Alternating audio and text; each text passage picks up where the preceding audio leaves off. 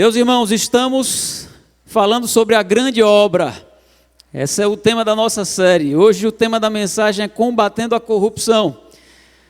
Eu quero, antes de entrar no capítulo 5, que é o capítulo que nós vamos observar hoje, lembrar para vocês Neemias capítulo 4, versículo 14. Vocês estão lembrados? Nós temos repetido todo o início de culto.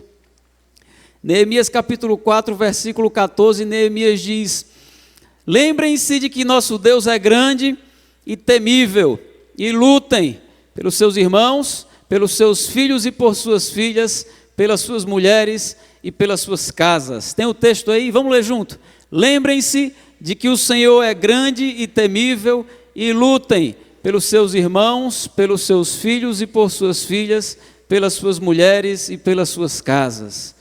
Tenho dito para vocês e repetido que esse chamado de Neemias para essa grande obra, que é uma obra de restauração, é um chamado para lutar, é um chamado para o trabalho, é um chamado para a ação, é um chamado para o esforço, não é um chamado para o comodismo. Nós estamos nesse processo de aprender mais sobre a história de Neemias, os desafios que Deus colocou no coração de Neemias, a grande obra que Neemias realizou, era uma obra de restauração da cidade de Jerusalém. Deixa eu fazer um resumo ligeiro. No capítulo 1, Neemias recebeu uma notícia terrível. Os muros de Jerusalém haviam sido derrubados, as portas tinham sido queimadas e o povo estava debaixo de grande humilhação e de grande miséria, de grande pobreza. Ao saber disso, o texto diz que Neemias se sentou e chorou e orou e jejuou. Neemias fez isso por muitos dias. Neemias fez isso com perseverança. Eu disse para vocês que Neemias era o copeiro do rei. Como copeiro do rei, Neemias era alguém que tinha autoridade. Neemias era alguém que tinha poder e que tinha status. Era alguém que ocupava uma função nobre. E quando ele soube da situação em que o povo estava, além de chorar e de sentir aquela dor, Neemias se moveu para buscar fazer alguma coisa. Eu disse então que Neemias tinha empatia. Essa era uma marca de Neemias. No capítulo 2, nós vimos que enquanto Deus não abriu as portas para Neemias fazer alguma coisa, Neemias continuou orando, mas Neemias se planejou. Neemias se preparou. Neemias não ficou de braços cruzados. Neemias era um homem que sabia esperar, que era prudente, que tinha visão, que confiava em Deus. Ele esperou o tempo certo para falar com o rei. E depois, posteriormente, ele esperou o tempo certo para revelar os seus projetos para o povo daquela cidade. Neemias não era um homem precipitado, nem um homem tomado de ansiedade. Neemias sabia esperar o tempo certo e quando o tempo chegou, ele estava preparado. Ele estava pronto para entrar por aquela porta que se abriu. No capítulo 3, nós vimos que Neemias era um homem que sabia valorizar as pessoas. Neemias sabia reconhecer e honrar quem estava trabalhando com ele. Neemias não se esquecia daqueles que estavam ao seu lado, pegando no pesado. E Neemias honra essas pessoas e se lembra dessas pessoas. Nós vimos ainda que essa grande obra não é obra de um homem só. Essa grande obra não se faz sozinho. Neemias contou com a ajuda de muitas pessoas para essa grande obra, e eu disse ainda sobre o capítulo 3 que nós não podemos ser parte daquele grupo, que Neemias diz assim: esse grupo aqui só dá trabalho, esse grupo aqui não se sujeitou aos líderes, nem quis pegar no pesado. Nós não podemos fazer parte desse grupo, precisamos de estar sujeitos. No capítulo 4, os inimigos se levantam, porque os inimigos não querem que essa restauração, que esse renovo aconteça no meio do povo. Os inimigos se levantam com zombaria, se levantam com humilhação, se levantam com palavras de negação. Depois os inimigos se unem. Sambalate, Tobias, os árabes, os homens de Asdod e os amonitas, todos eles se juntam para atacar Jerusalém. O que é que Neemias faz? Neemias não foge, Neemias não fica acuado, Neemias ora, Neemias continua trabalhando e Neemias puxa a espada para lutar. E quando Neemias se levanta para lutar, os inimigos recuam, os inimigos se afastam. E ainda assim Neemias permanece vigilante, permanece atento aos próximos ataques do inimigo. Neemias sabia suportar a pressão. Neemias motivou o povo, dizendo: lutem pelas suas famílias. Colocou senso de responsabilidade no coração daqueles homens. Eu disse ainda que aquela obra era extensa. Era um muro de provavelmente 1,5 km de extensão, com 8 metros de altura e 7 metros de largura em média. Alguns lugares eram menos largos, outros lugares eram mais largos. Além disso, a mão de obra era desqualificada. Além disso, os recursos eram escassos. Além disso, sob iminência de um ataque, Neemias colocou metade dos homens para trabalhar com uma mão só. Com a mão eles trabalhavam e carregavam material, com outra mão eles empunhavam a espada.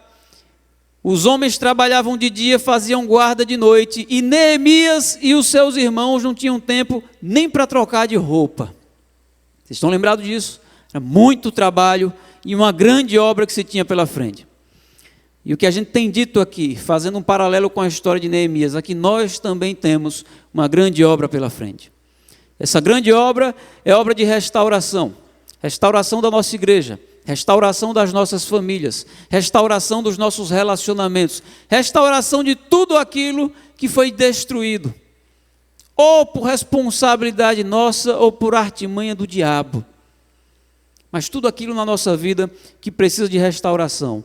Então nós começamos há 3 semanas, um tempo de 21 dias, de jejum, de oração e de palavra, imitando o modelo de Neemias. Neemias começou a grande obra assim, e nós nos propomos a começar essa grande obra assim também. A igreja se uniu nesse propósito de jejum, oração e palavra. Se você seguiu o nosso programa de leitura bíblica, você leu nesse tempo o livro de Efésios, Tiago, 1 João e o Evangelho de Mateus. Hoje é o encerramento desse tempo. Então, um domingo especial. Eu ouvi coisas tremendas que Deus fez na vida de muitos irmãos. Eu fiquei muito feliz, porque boa parte desses retornos não tinha a ver com aquela coisa de que, sabe a porta que eu estava esperando? Deus se abriu. A porta dos desesperados, Deus abriu. Não, alguns irmãos receberam coisas de Deus, uma porta que estava esperando que se abrisse, ou uma oportunidade de trabalho. Isso é bênção, eu fico muito feliz com isso também. Mas me alegra muito ver alguns irmãos dizendo assim: olha, a minha alegria tem sido a presença de Deus. Fazia tempo que eu não chorava na presença de Deus. Eu me ajoelhei, chorei e foi tremendo. Só olha, parece que eu estou levitando, de tão cheio de Deus. Então isso é uma maravilha. Porque de todas as coisas que Deus possa nos dar, o presente mais precioso é esse. É a presença de Deus. É a vida de Cristo em nós. É estarmos e sermos cheios do Espírito Santo. Então que bênção, que Deus nos deu a oportunidade de fazermos isso como igreja. Neemias não lutou sozinho, ele precisou do povo. E nós também não estávamos fazendo esse jejum pela nossa própria causa. Mas a nossa direção é que a gente pudesse fazer isso como povo. Jejuar e orar pelas necessidades uns dos outros. Lutarmos e entrarmos nas lutas uns dos outros. É que a gente aprenda mais sobre esse senso de família, de povo, de corpo, como a Bíblia ensina. E hoje nós entramos em Neemias capítulo 5. Você pode abrir a sua Bíblia lá, ou você pode acompanhar aqui na projeção.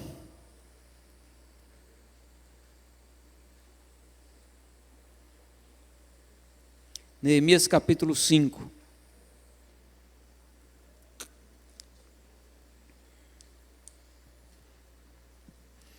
Diz assim: ora, o povo, homens e mulheres, começou a reclamar muito de seus irmãos judeus. Alguns diziam: nós, nossos filhos e nossas filhas, somos numerosos, precisamos de trigo para comer e continuar vivos. Outros diziam: tivemos que penhorar nossas terras, nossas vinhas e nossas casas para conseguir trigo para matar a fome. E havia ainda outros que diziam: tivemos que tomar dinheiro emprestado para pagar o imposto cobrado sobre as nossas terras e as nossas vinhas. apesar de sermos do mesmo sangue dos nossos compatriotas e de nossos filhos serem tão bons quanto os deles, ainda assim temos que sujeitar os nossos filhos e as nossas filhas à escravidão. E de fato, algumas de nossas filhas já foram entregues como escravas e não podemos fazer nada, pois as nossas terras e as nossas vinhas pertencem a outros.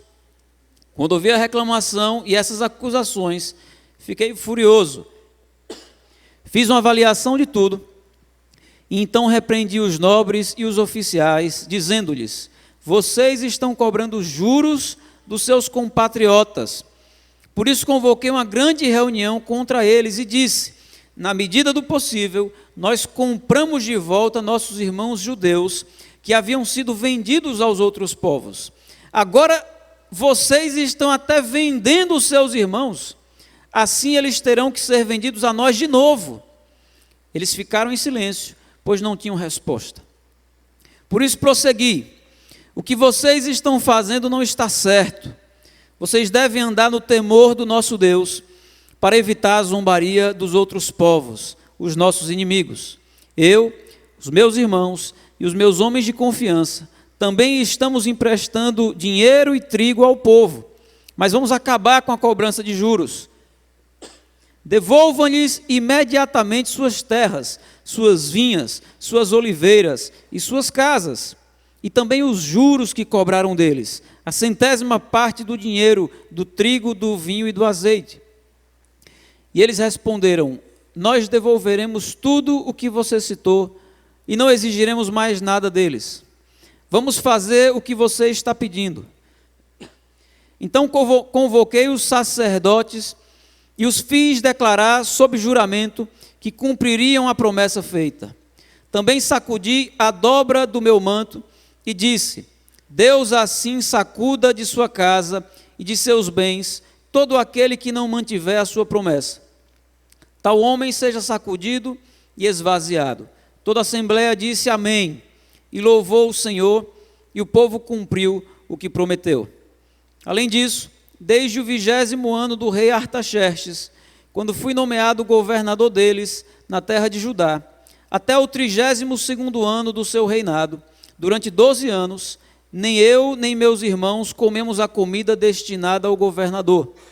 Mas os governantes anteriores, aqueles que me precederam, puseram um peso sobre o povo e tomavam dele 480 gramas de prata, além de comida e vinho.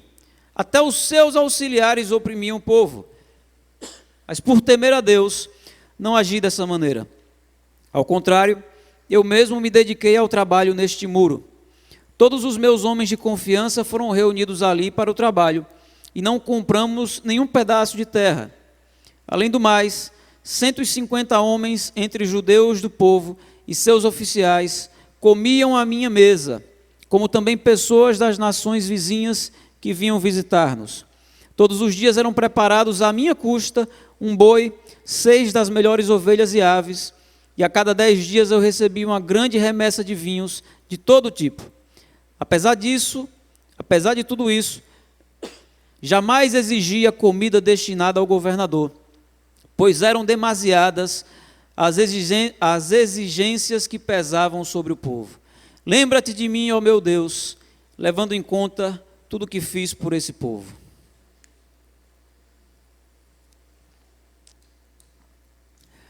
Até aqui, Neemias precisou enfrentar a zombaria dos inimigos, as ameaças dos inimigos. Agora Neemias está diante de um desafio muito maior. Ele vai continuar lutando, a luta não acabou. Mas no capítulo 5, essa luta é muito mais sutil. Porque o inimigo que surge com cara de inimigo, com fala de inimigo, com ameaça de inimigo, é mais fácil de combater. Porque é evidente, porque se mostra, porque se manifesta. A dificuldade maior, o problema maior é quando o nosso inimigo ele é subjetivo. Ou quando o nosso inimigo mora dentro do nosso amigo. Ou no contexto de Neemias, dentro do seu próprio povo. Ou quando o nosso inimigo mora dentro de nós. Quando o inimigo não está nas exterioridades, quando o inimigo habita o íntimo do nosso ser.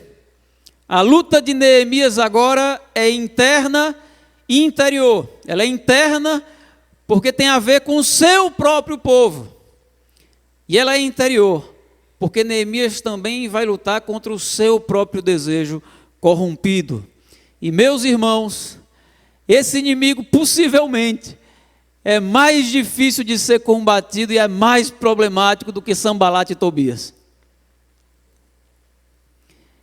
Esse inimigo é mais desafiador muitas vezes do que Sanbalat e Tobias e todo aquele exército se levantando contra nós. Lembrem-se do rei Davi. Davi, antes de ser rei, quando era pastor de ovelhas, matou um leão para proteger as suas ovelhas. Depois Davi matou um urso para proteger as suas ovelhas. Davi derrubou Golias, o gigante. Davi resistiu e fugiu e lutou contra as perseguições de Saul.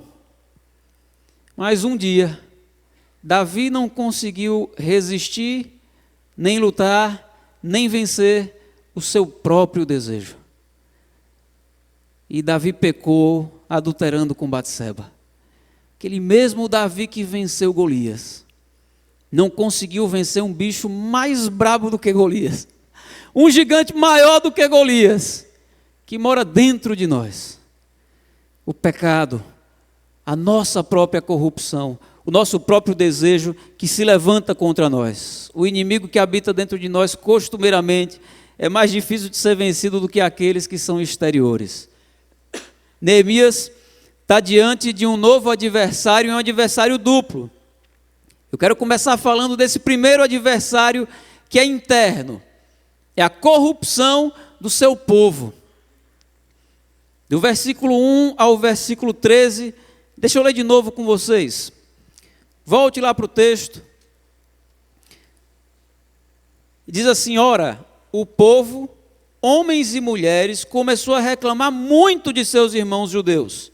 Alguns diziam: nós, nossos filhos e nossas filhas, somos numerosos, precisamos de trigo para comer e continuar vivos. Outros diziam: tivemos que penhorar nossas terras, nossas vinhas e nossas casas, para conseguir trigo para matar a fome. E havia ainda outros que diziam: tivemos que tomar dinheiro emprestado para pagar o imposto cobrado sobre as nossas terras e as nossas vinhas. Apesar de sermos do mesmo sangue dos nossos compatriotas e de nossos filhos serem tão bons quanto os deles, ainda assim temos que sujeitar os nossos filhos e as nossas filhas à escravidão. E de fato, algumas de nossas filhas já foram entregues como escravas e não podemos fazer nada, pois as nossas terras e as nossas vinhas pertencem a outros. Quando ouvi a reclamação e essas acusações, fiquei furioso. Fiz uma avaliação de tudo, então repreendi os nobres e os oficiais, dizendo-lhes: vocês estão cobrando juros dos seus compatriotas. Por isso convoquei uma grande reunião contra eles e disse: na medida do possível, nós compramos de volta nossos irmãos judeus que haviam sido vendidos aos outros povos. Agora vocês estão vendendo seus irmãos, assim eles terão que ser vendidos a nós de novo. Eles ficaram em silêncio, pois não tinham resposta. Por isso prossegui: o que vocês estão fazendo não está certo. Vocês devem andar no temor do nosso Deus para evitar a zombaria dos outros povos, os nossos inimigos. Eu, os meus irmãos e os meus homens de confiança, também estamos emprestando dinheiro e trigo ao povo, mas vamos acabar com a cobrança de juros. Devolvam-lhes imediatamente suas terras, suas vinhas, suas oliveiras e suas casas, e também os juros que cobraram deles, 100ª parte do dinheiro, do trigo, do vinho e do azeite. E eles responderam: nós devolveremos tudo o que você citou, e não exigiremos mais nada deles. Vamos fazer o que você está pedindo. Então convoquei os sacerdotes e os fiz declarar sob juramento que cumpririam a promessa feita. Também sacudi a dobra do meu manto e disse: Deus assim sacuda de sua casa e de seus bens todo aquele que não mantiver a sua promessa. Tal homem seja sacudido e esvaziado. Toda a assembleia disse amém e louvou o Senhor, e o povo cumpriu o que prometeu. Meus irmãos, quando eu falo a palavra corrupção, o que é que vem à sua mente? Política. Dificilmente você não está pensando num político.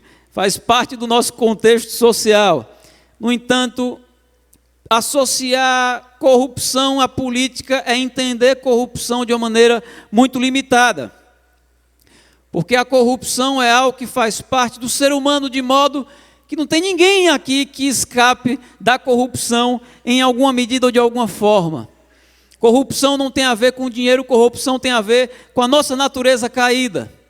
Tem a ver com o pecado que habita em nós. Alguns são seduzidos por dinheiro, outros são seduzidos por poder, outros são seduzidos por sexo.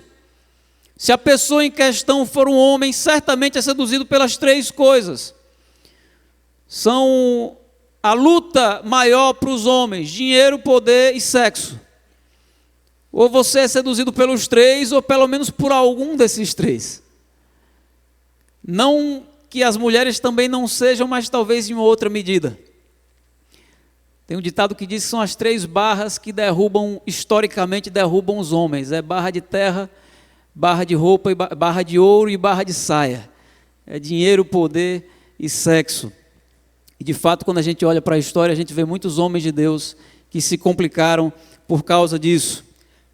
Como cristãos, nós precisamos lutar contra a corrupção que assola o mundo, em todos os aspectos e não só no âmbito da política. Mas nós não podemos também deixar de lutar contra a corrupção que assola as nossas vidas. Não é coerente, meu irmão, você se indignar com a corrupção dos políticos e permanecer indiferente diante da sua própria corrupção, simplesmente porque a sua corrupção é diferente da corrupção deles. É em outra área ou em outra medida. A Bíblia nos garante a nossa corrupção. Jeremias 17:9, o profeta diz que enganoso é o coração do homem e desesperadamente corrupto, quem o conhecerá? Não está falando dos políticos de Brasília, está falando de mim e de você. O nosso coração é desesperadamente corrupto. Como eu disse, talvez num outro sentido diferente daquela corrupção de Brasília. Mas ele é corrupto também. Tiago, no capítulo 4, versículo 1, ele pergunta: de onde vêm as guerras e contendas que há entre vocês? Não vêm das paixões que guerreiam dentro de vocês? Tiago está dizendo: olha, o problema dessas guerras e dessas contendas está dentro de nós. Nós somos corruptos, é por isso que há guerras, que há contendas, que há divisões, que há problemas de relacionamento. Nesse trecho que nós lemos, Neemias está diante de uma dificuldade. O povo está sendo oprimido pelo próprio povo. Os que estavam sendo explorados começaram a reclamar muito. O texto começa assim: havia naquela situação o capitalismo no seu contexto mais selvagem e mais corrompido pelo pecado. Alguns nobres do meio do povo, que já tinham uma vantagem financeira em relação ao povo, começou a explorar esse povo, emprestando comida e emprestando dinheiro a juros abusivos. O povo que estava debaixo de grande opressão, de grande pobreza, que precisava de comida para sobreviver, que precisava pagar os seus tributos, pegavam esse dinheiro emprestado e os que não conseguiam pagar esses juros eram vendidos como escravos.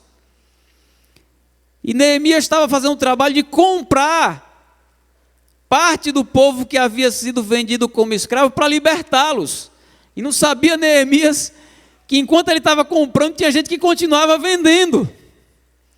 Se imagine o tamanho da miséria dessas pessoas. Tanto daqueles que eram vendidos, como a miséria de alma daqueles que estavam oprimindo e enriquecendo em cima da desgraça do próprio povo. Neemias estava restaurando os muros, mas agora ele precisa restaurar o caráter daquelas pessoas. Porque de que adianta restaurar os muros da cidade estabelecer uma sociedade baseada nesses valores e nesse critério. Quando a cidade estivesse pronta, que tipo de gente haveria ali, meus irmãos? Quando a cidade estivesse estabelecida, que tipo de comunidade e sociedade se estabeleceria ali?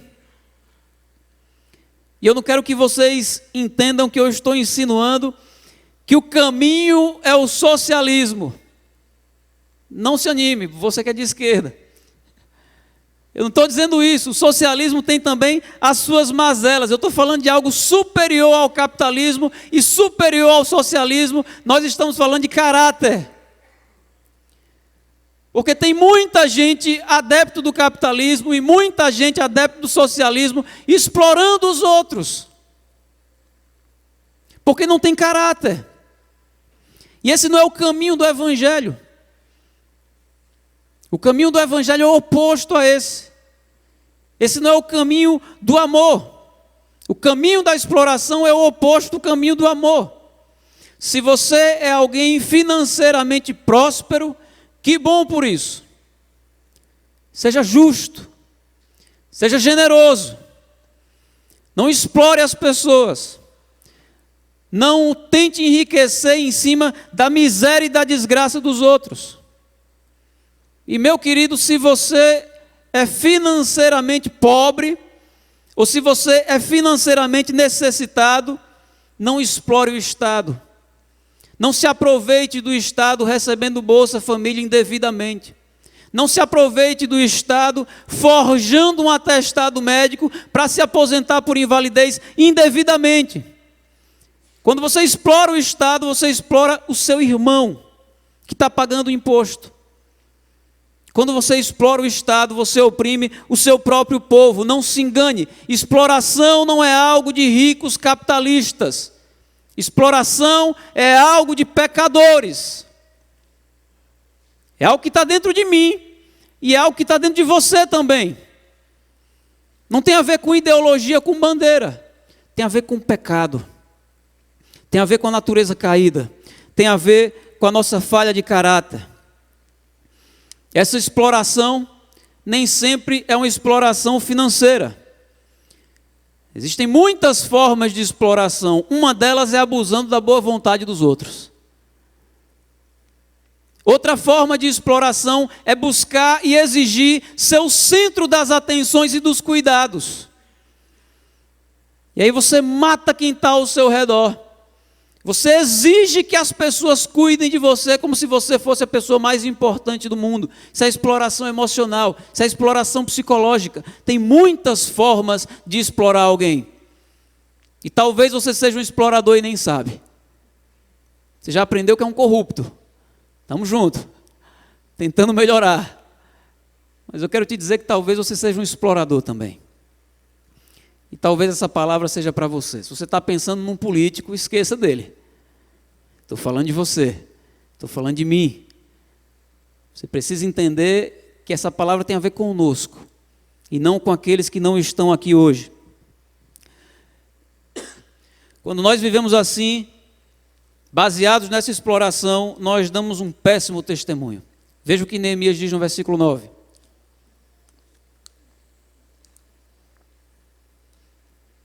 Por isso prossegui. O que vocês estão fazendo não está certo. Vocês devem andar no temor do nosso Deus, para evitar a zombaria dos outros povos, os nossos inimigos. O que Neemias está dizendo é: essa conduta é vergonhosa. Quando os nossos inimigos souberem da maneira como a gente está vivendo, isso será algo vergonhoso. Tentando fazer uma aplicação para o nosso contexto, o que é que as pessoas vão dizer de um cristão que prega sobre amor, mas gosta de levar vantagem em tudo que faz? Isso é vergonha para o Evangelho. Isso é vergonha para o nosso testemunho. Isso é vergonha para o reino de Deus. O mundo está olhando para as nossas atitudes, meus irmãos, muito mais do que para os nossos discursos. Nisso tudo, Neemias não ficou de braços cruzados. Diante desse quadro de corrupção, do versículo 6, ele diz: quando ouvi a reclamação e essas acusações, fiquei furioso, fiz uma avaliação de tudo e então repreendi os nobres e os oficiais, dizendo-lhes: vocês estão cobrando juros dos seus compatriotas. Por isso convoquei uma grande reunião contra eles e disse: na medida do possível, nós compramos de volta nossos irmãos judeus que haviam sido vendidos aos outros povos. Agora vocês estão vendendo seus irmãos, assim eles terão que ser vendidos a nós de novo. Eles ficaram em silêncio, pois não tinham resposta. Neemias ficou indignado com aquilo e Neemias fez algo para sanar aquele problema. Neemias confrontou os nobres da cidade. Neemias evidenciou a gravidade daquilo. Neemias expôs aquela situação. E o que é que aconteceu? Os nobres ficaram calados e ficaram envergonhados. E na sequência do texto, aqueles homens se arrependem. E aqueles homens devolvem para o povo o que era justo para o povo. Preste atenção nisso. Nós provavelmente nunca vamos ter a oportunidade de fazer isso com os nossos políticos. Não dessa forma como Neemias fez, tão pessoal, tão próxima, tão olho no olho. De ir lá, de repreender, de exortar. Mas nós temos a oportunidade de fazer isso aqui, como igreja, uns com os outros. De confrontar as pessoas em relação aos seus pecados. De mostrar para as pessoas a gravidade das suas ações. De ser firmes nas nossas posturas. Isso se tornou politicamente incorreto em muitas igrejas. Um pastor que tem esse perfil rapidamente ganha fama de tirano, de opressor de alguma forma. As pessoas já começam a falar mal dele. O que prevalece hoje nas igrejas é a lei do não me toque. Deixa eu fazer, eu estou pagando aqui uma oferta, um dízimo, sei lá, qualquer outra coisa, eu dou as minhas contribuições, então não se meta na minha vida. Se você entende assim, não assine aquele papel da membresia. Não é essa a nossa visão. Se o seu entendimento é não me toque na minha vida, mando eu e eu vivo como eu quiser, você não entendeu a visão da nossa igreja. Fique mais um tempo, ouça um pouco mais, você entenda melhor a visão. Nós entendemos que é preciso fazer isso que Neemias fez. Que algumas vezes a gente vem assim, botando a pessoa no colo. E outras vezes não. Outras vezes a gente precisa ser um pouco mais firme, um pouco mais duro com alguém. E deixa eu te dizer uma coisa, isso acontece em todos os seus ambientes. Seu pai já fez isso com você. Sua mãe já fez isso com você. Você já fez isso com os seus filhos. O seu chefe do trabalho já fez isso com você. Se você serviu no exército, aí a gente tem mais certeza que alguém fez isso com você.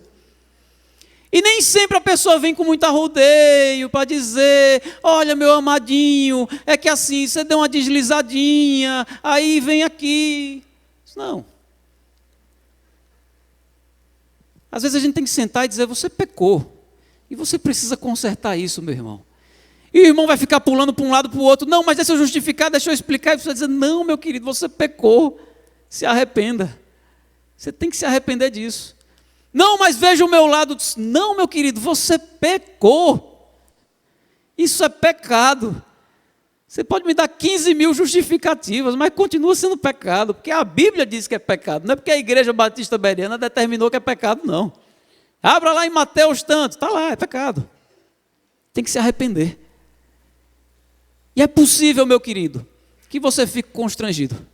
Eu quero dizer que eu já fiquei muitas vezes. De ser confrontado com o meu pecado e de ficar com vergonha. Mas eu quero dizer que esse constrangimento você já passou em muitos outros ambientes, como eu acabei de dizer. Você já passou por esse tipo de constrangimento no trabalho, em casa, com seu pai. Aqui é família. E é possível que você passe por esse tipo de constrangimento também. Mas a finalidade não é constranger. A finalidade é levar você ao arrependimento. Neemias não estava dizendo aquilo só para: vou humilhar eles que eu estou com muita raiva. A gente sabe que não, por causa do fruto daquilo. Neemias repreendeu, foi constrangedor, eles ficaram envergonhados, mas eles se arrependeram. Houve uma transformação ali. Neemias alcançou o que ele queria com aquilo. Mas, meus irmãos, além de enfrentar a corrupção interna, a corrupção do seu povo, Neemias precisou ainda lutar contra um outro inimigo, que era a corrupção interior. A corrupção que habita dentro de nós. Veja comigo o versículo 14. De Mateus, eu vou pedir para Mateus, avisa lá a mesma, por favor, que ela precisa de um tempo para organizar as crianças. Neemias, versículo 14. Ele diz: além disso, desde o 20º ano do rei Artaxerxes, quando fui nomeado governador deles na terra de Judá, até o 32º ano do seu reinado, durante 12 anos, nem eu nem meus irmãos comemos a comida destinada ao governador. Mas os governantes anteriores, aqueles que me precederam, puseram um peso sobre o povo e tomavam dele 480 gramas de prata, além de comida e vinho. Até os seus auxiliares oprimiam o povo, mas por temer a Deus, não agi dessa maneira. Ao contrário, eu mesmo me dediquei ao trabalho neste muro. Todos os meus homens de confiança foram reunidos ali para o trabalho, e não compramos nenhum pedaço de terra. Além do mais, 150 homens entre judeus do povo e seus oficiais comiam à minha mesa, como também pessoas das nações vizinhas que vinham visitar-nos. Todos os dias eram preparados à minha custa um boi, 6 das melhores ovelhas e aves, e a cada 10 dias eu recebia uma grande remessa de vinhos de todo tipo. Apesar de tudo isso, jamais exigia a comida destinada ao governador, pois eram demasiadas as exigências que pesavam sobre o povo. Lembra-te de mim, ó meu Deus, levando em conta tudo o que fiz por esse povo. Meus irmãos, preste atenção nessa última parte, a gente está acabando. As crianças vão fazer uma apresentação aqui ainda. Nós detestamos sofrer nas mãos de corruptos. E algumas pessoas prometem jamais se corromper. E tem isso muito firmado no seu coração, até que tem o poder nas mãos. Jamais se corromper, até que elas provam de um pouco de autoridade. E quando elas experimentam isso, surge aquele bichinho dentro dela, o bichinho da corrupção. Tem uma frase que diz assim: o poder corrompe e o poder absoluto corrompe absolutamente. Muitas pessoas ao longo da história que se comprometeram em lutar contra a opressão, contra a tirania, contra a corrupção, quando chegaram ao poder, se corromperam, foram tiranos e oprimiram o povo. Porque o poder tem essa capacidade de nos seduzir, de nos enganar, de destruir o nosso caráter. Neemias estava lutando contra a corrupção interna, a corrupção do povo, mas dentro dele havia também uma luta contra a corrupção, porque a função de Neemias lhe conferia poder e lhe conferia autoridade. Preste atenção no cenário.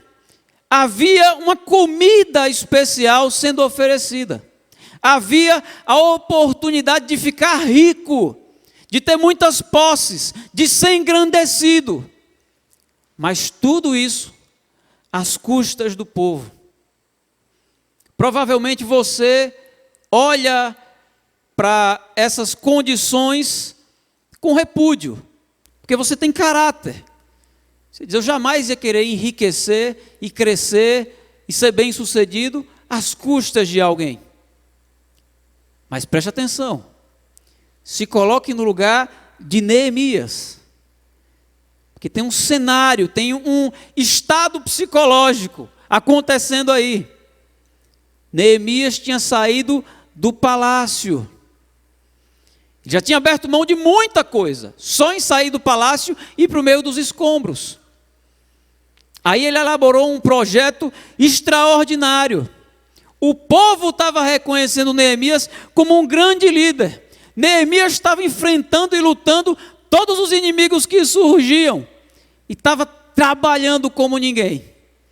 Não dava tempo nem de trocar de roupa. E é nesse momento, meus irmãos, que o nosso caráter começa a ser provado e testado. É diante de um cenário como esse que nós começamos a relativizar muitas coisas. Sabe por quê? Porque de repente parece que você tem direito a alguns privilégios. Você não está na situação de Neemias hoje, mas tente se colocar. Saí do palácio, lá eu tinha tudo do bom e do melhor. Estou encabeçando o projeto, sou um grande líder, o povo me ama. Estou lutando aqui, me matando de trabalhar, trabalhando mais do que todo mundo. Será que é errado mesmo eu ter alguma regalia? Ainda que seja às custas do povo. Aí tem sempre aquele que se levanta para dizer, Neemias, os outros governantes não fizeram nada pelo povo. E você está aqui dando sangue. Você pode ser aquele famoso, rouba, mas faz. E aí vem o relativismo. Eu estou oprimindo por um lado, mas veja tudo o que eu estou fazendo. Quando bota na balança onde eu estou no crédito. Eu sou o libertador desse povo. Neemias, veja o que você está fazendo pelo povo. Esse povo não tinha esperança. Agora o povo está crescendo. O povo estava na miséria, você está melhorando a qualidade de vida deles. Você não quer comer nem uma comidinha especial e beber uns vinhozinhos importados? Isso aí você tem direito. Isso é muito sutil, meus irmãos. Porque como eu disse, eu estou falando de mim, eu estou falando de você. Se você estiver pensando em algum político, esqueça. Isso é tão sutil que nós tratamos Deus dessa forma. Muitas vezes nós queremos barganhar com Deus. Estou trabalhando tanto para Deus, servindo tanto, andando tão certinho, que se brincar eu já tenho até alguns direitos especiais. Deus já tem até uma dívida comigo. Estou orando e Deus não está me dando. Não sei o que é que está acontecendo. Que Ele está vendo tudo que eu estou fazendo. Aí você começa a se corromper. Eu estou fazendo tudo tão certinho e dando minha vida pelo Evangelho e pelo Reino, que agora eu já posso até dar uma pecadinha. O fulano faz a mesma coisa que eu, agora não está servindo, não está fazendo nada. Eu estou fazendo isso, mas olha tudo que eu estou fazendo pelo reino. Ninguém diz isso. Ninguém verbaliza isso, ninguém expressa isso. Está introjetado dentro de nós. Isso não é o que a gente fala, isso é o que a gente faz. A gente começa a pensar que na balança de débitos e créditos da contabilidade de pecados, a gente está no crédito. Então a gente pode dar uma pecadinha, mas o fulano não. O fulano não ajuda em quase nada. E facilmente o nosso coração se corrompe, mas Neemias não cai nessa. Neemias não se apega ao conforto, embora tivesse saído dele. E essa é mais uma característica de Neemias que me impressiona, porque, meus irmãos, é muito fácil se acostumar com coisa boa. É muito fácil sair do Fusca e ir para a Ferrari. O difícil é você sair da Ferrari e voltar para o Fusca. Neemias saiu da Ferrari e ficou no Fusca. Ele sai do palácio e vai para os escombros e para a miséria. E quando ele tem a oportunidade de desfrutar de algum conforto palaciano, ele prefere ficar no Fusca. Ele prefere não ter acesso àquilo. Ele prefere continuar no escombro e na miséria com o povo. O Hernandes Dias Lopes tem uma frase interessante. Ele diz que um líder é conhecido por aquilo que ele faz e por aquilo que ele não faz. Neemias lutou contra a corrupção, mas além disso, Neemias não se corrompeu. Neemias lutou contra a corrupção e ele deixou de receber aquilo que talvez fosse dele por direito. Um dos versículos vai dizer que os governantes anteriores fizeram isso, mas Neemias não fez. Por que Neemias não fez? Está aí no texto, versículo 15. Os governantes anteriores, aqueles que me precederam, puseram um peso sobre o povo e tomavam dele 480 gramas de prata, além de comida e vinho. Até os seus auxiliares oprimiam o povo, mas por temer a Deus, não agi dessa maneira. Havia um parâmetro no coração de Neemias, o temor do Senhor. Havia uma comida especial que era direito dos governantes. Os governantes naquela época funcionavam como administradores, não é a ideia de governantes como a gente tem hoje em dia. Eram administradores de setores da cidade. Governantes é um bom nome, mas talvez administrador explique melhor. Havia uma comida especial que era direito desses administradores. Era um direito legal, mas naquelas circunstâncias não era ético e não era moral. E Neemias abriu mão desse direito, porque ele entendia que o povo já sofria debaixo de muitas exigências. E por último, meus irmãos, Neemias confiou que aquele sacrifício tinha uma recompensa de Deus. Versículo 19, o último versículo. Lembra-te de mim, ó meu Deus, levando em conta tudo o que fiz por esse povo. Mais uma vez, Neemias ora. Mais um capítulo passa e Neemias aparece orando de novo. Ele ora a Deus, colocando em Deus a sua esperança. Neemias tinha certeza da justiça de Deus. O tribunal humano pode falhar, mas o divino não. A justiça humana pode se corromper, mas Neemias sabia que a justiça de Deus não se corrompe. Neemias abriu mão das glórias e dos confortos humanos por causa de uma recompensa superior que viria, e ele expressa esse sentimento numa oração breve. Ele diz: lembra-te de mim, ó meu Deus, levando em conta tudo o que fiz por esse povo. Meus irmãos, as pessoas podem se esquecer, e é possível que as pessoas possam nem saber todo o esforço que você tem feito para ser honesto, todo o esforço que você tem feito para não mentir, todo o esforço que você tem feito para não se corromper, todo o esforço que você tem feito para não pecar. Mas eu quero te animar dizendo que, embora as pessoas possam não saber, Deus sabe, Deus vê e Deus não se esquece. Deus não vai se esquecer desse esforço. Permaneça nesse caminho. Esse caminho é a contramão do caminho do mundo. É o caminho do reino de Deus. Não é um caminho fácil, é um caminho estreito. Mas a promessa é que o destino desse caminho é glorioso. Neemias temeu a Deus e teve compaixão do próximo. Neemias lutou contra a corrupção do povo e não se deixou corromper. E Neemias soube lidar com o poder, sem se deixar ser dominado pelo poder. Da mesma forma, nós precisamos temer a Deus, sabendo que um dia nós seremos julgados pelo Senhor. Nós precisamos amar e nos compadecer do nosso próximo, para que nunca venhamos a explorar os nossos irmãos.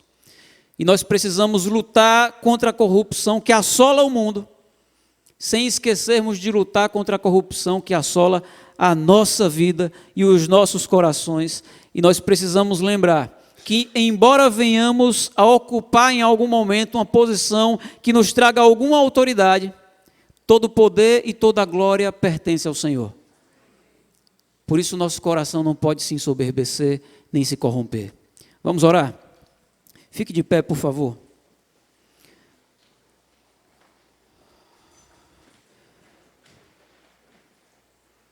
Pode avisar para a Misma que a gente já está orando. Senhor amado, muito obrigado, Pai, porque nós encontramos na Tua palavra um alimento sólido e que nos mostra dos nossos pecados, das nossas limitações, nos confronta com a nossa natureza caída. Eu te peço para que o Senhor nos ajude a colocarmos em prática essas coisas que estamos aprendendo, Pai. Tenha misericórdia de nós, que sabemos tantas coisas, mas não conseguimos viver tudo isso que sabemos. Nós precisamos do Teu amor e da Tua misericórdia. Nos ajude, Senhor, a sermos praticantes desses ensinos todos. Não nos encontre como exploradores, mas como pessoas que servem, seguindo o modelo de Jesus, e que se colocam na posição de servos. Cuide de nós, cuide da nossa igreja, e nos ajude a crescer mais debaixo da Tua vontade. Em nome de Jesus. Amém.